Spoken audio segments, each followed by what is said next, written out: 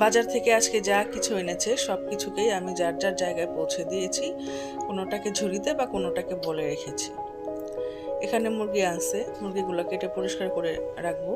টমেটোগুলোকে, মিষ্টি আলুগুলোকে, নতুন আলুগুলোকে আমি ধুয়ে নিয়েছি। পেঁয়াজগুলোকে তো আর ধোয়ার কিছু নেই, সেগুলো রেখে দিয়েছি। সকালে নাস্তা খাওয়া হয়েছে, তার জন্য কয়েকটা গ্লাস প্লেট ছিল, ধুয়ে নিলাম। এগুলো ধুয়ে আমি পরিষ্কার করে রেখে দিয়ে তারপরে রান্নাটা শুরু করব। শীতের দিন এই গোছাতে গোছাতেই দিন পার হয়ে যায়। রান্না আর করবো কখন? রান্না করারই সময় পাওয়া যায় না, খুব অল্প সময় রান্না করে নিতে হয়। সবজিগুলো আমি কেটে পরিষ্কার করে নিছি, শুধুমাত্র আমার কয়েকটা আলু কাটতে হবে। এগুলা ধোয়া শেষ হয়ে গেলে আমি আলুগুলো কেটে নেব।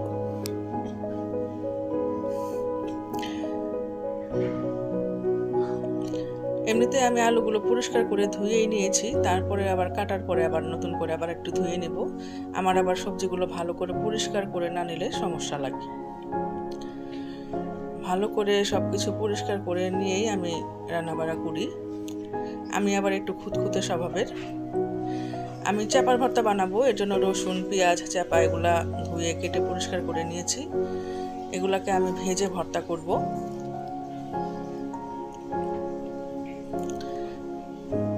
ডালটা বাগার দিয়ে নিলাম।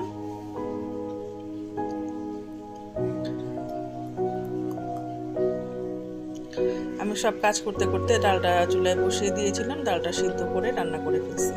এখন আমি সরিষার তেলে চাপাটা ভালো করে ভেজে নিচ্ছি। চাপার ভর্তায় আমি কাঁচামরিচ ব্যবহার করব। এটা আমি পাটায় বেটে খাবো। গরম গরম ভাতের সাথে আমার ভর্তা না হলে ভালো লাগে না।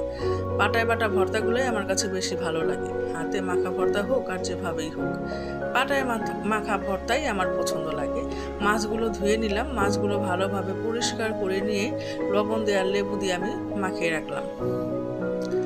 এখন আমি তরকারিটা রান্না করার জন্য মশলা কষাবো। শীতের দিনে যদি সবজি দিয়ে মাছ রান্না করা না হয়, তাহলে মনে হয় শীতের অপমান করা হয়। অবশ্য শীতকালের সবজিগুলো যেরকম সিম, টমেটো, ফুলকপি, বাঁধাকপি, গাজর, এগুলা খেতে কিন্তু খুবই ভালো লাগে। লাউ শাক, শীতকালের সবজি মানে সবার জন্য তো খুব ভালোই হয়, উপকারী, আবার খেতেও খুবই মজা। থাইরয়েডের জন্য অবশ্য ফুলকপি তেমন একটা এখন খেতে পারি না, খুব আফসোস লাগে। আজকে আবার আমি সিম দিয়ে, টমেটো দিয়ে, আলু দিয়ে তরকারি রান্না করব মাছের।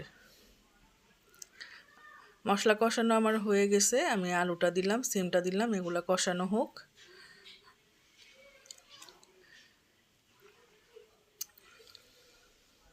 একটু নেড়ে চেড়ে মশলাগুলোর সাথে ভালো করে মিশিয়ে নিলাম।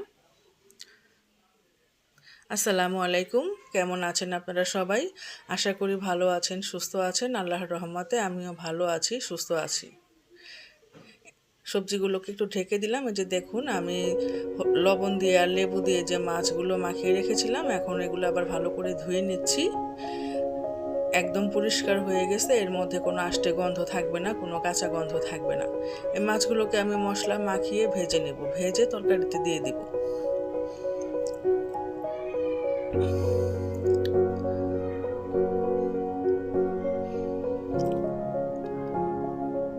মশলাগুলো আমি ভালো করে মেখে সরিষার তেলের সাথে মেখে নেব।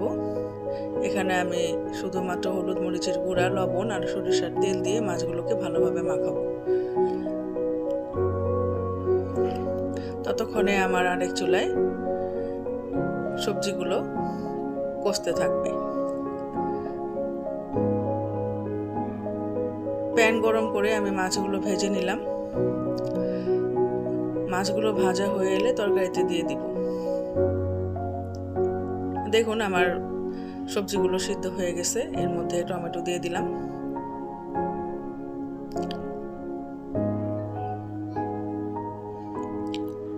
কিছুক্ষণ পরে আমি এখানে মাছগুলো দিব। মাছগুলো দিয়ে দিলাম। এখন এর মধ্যে আমি কিছু গরম পানি দিব ঝোলের জন্য। তারপর ভালোভাবে পানিগুলো ফুটে উঠলে লবণ চেখে এটাকে আমি নামিয়ে দিব। সিমের তরকারিতে আমি কখনো ধনেপাতা ব্যবহার করি না, আমার কাছে ভালো লাগে না। দেখুন আমার তরকারিটা হয়ে গেছে। এখন আমি একটু ভাজি করে নেব, সিম আলু কুচি করে ভাজি করব। এই ভাজিটা আমার বাসায় সবাই খুব পছন্দ করে। সিম আলুর ভাজিটা যেরকম ভাতের সাথে ভালো লাগে সেরকম আপনারা রুটি বা পরোটার সাথেও খেতে পারেন, এটা খুবই টেস্টি লাগে।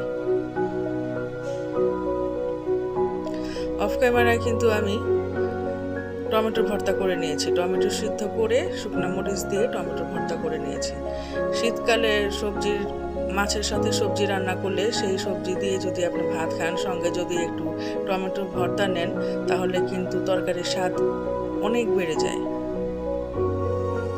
ভাজি আমার প্রায় হয়ে গেছে।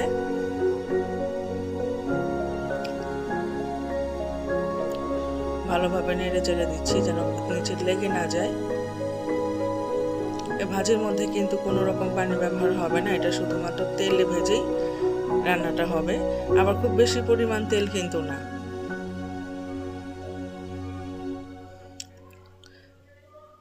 ভাজিটা হয়ে গেছে। এখন দেখুন আমি পরিবেশন করে দেখিয়ে দিলাম আজকে আমার দুপুরের মেনুতে কি কি ছিল। এই যে চাপার ভর্তা দেখুন আমি পাটায় বেটে করে নিয়েছি। চলুন যাই বিকালের আয়োজনে। এটা হলো একটা কেক। এই কেকটা আমার বড় মেয়ে বাসায় ওভেনে বেক করে নিছে, এটা আমি এখন কেটে নেব।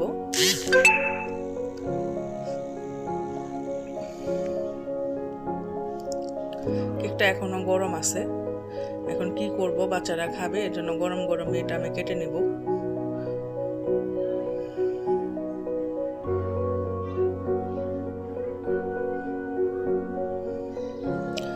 সন্ধ্যার চায়ের আয়োজনে ছিল একটু লিকার চা করেছিলাম আমি, বাদাম, ডিমের পিঠা, কেক আর মিষ্টি আলু। ভিডিওটা ভালো লাগলে সাবস্ক্রাইব করে দিবেন, লাইক করে দিবেন। খুদা হাফেজ।